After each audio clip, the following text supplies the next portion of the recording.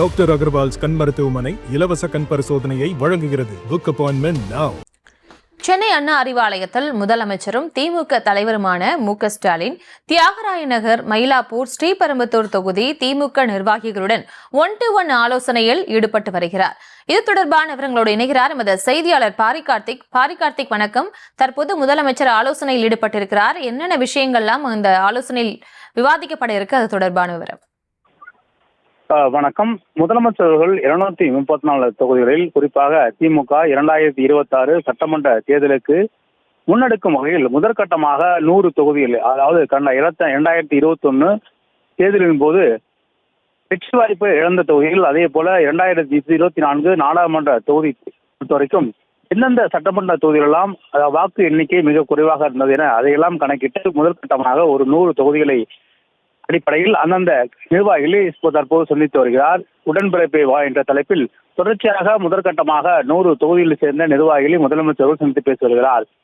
ஒரு சட்டமன்ற தொகுதிக்கு உட்பட்ட மாவட்ட செயலர், பகுதி செயலர், அதே போல ஒன்றிய கழக செயலர், பேருக்கழக செயலர் என அந்த சட்டமன்ற தொகுதிக்கு உட்பட்ட மண்டல பொறுப்பாளர் என இந்த ஒரு தொகுதிக்கு சராசரியாக 10 பேர் கொண்ட வீதம் முதலமைச்சர்கள் தனித்தனியே சந்தித்து வருகிறார். ஒவ்வொரு நிர்வாகிக்கும் கிட்டத்தட்ட 10 நிமிடங்கள் வரை முதலமைச்சர்கள் தனித்தனியே பேசுகிறார். அப்போது தொகுதியில் இருக்கக்கூடிய பிரச்சனைகள், அதே போல உள்கட்சி பிரச்சனைகள் உள்ளிட்ட விஷயங்கள் குறித்து விவாதிக்கப்படுகிறது. அதே போல முதலமைச்சர் சார்பிலும் தொடர்ச்சியாக மக்கள் நல பணித்திட்டங்களை அனைத்து பொதுமக்களிடம் கொண்டு செல்ல வேண்டும் என்ற அடிப்படையில் அவர்களுக்கு ஆணையிடுகிறார். அதன் அடிப்படையில் தான் இன்றைய தினம் கூட 3 தொகுதிகளுக்கு, அதாவது நாளொன்றுக்கு 3 தொகுதியின் அடிப்படையில் முதலமைச்சர்கள் காலை மாலை என இருவேளையிலும் ஏதாவது ஒரு வேலை செஞ்சு வருகிறார்.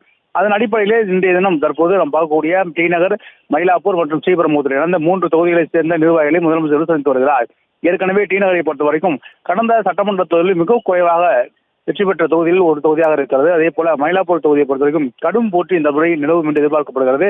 எனவே அதுக்காக மயிலாப்பூர் தொகுதியும், ஸ்ரீபெரும்புதூர் தொகுதியை பொறுத்தவரை எளிதாக வெற்றி வாய்ப்புள்ள தொகுதியாக இருந்தாலும் கூட கடந்த முறை காங்கிரசுக்கு ஒதுக்கப்பட்ட நிலையில் தற்போது அதை திமுகவிடம் கேட்பதாக ஒரு தகவல் வருது. எனவே அதன் அடிப்படையில் அந்த நிர்வாகிகளும் தற்போது முதலமைச்சர்கள் பேசுகிறார். தொடர்ச்சியாக முதற்கட்டமாக 100 தொகுதிக்கு உட்பட்ட சட்டமன்ற தொகுதியுடைய நிர்வாகிகளை முதலமைச்சர் சந்தித்து பேசுகிறார். அதன் அடிப்படையில் தான் இன்றைய தினம் கூட இந்த உடன்பிறப்பை வாய்ந்த நிகழ்ச்சி தற்போது நடைபெற்று வருகிறது.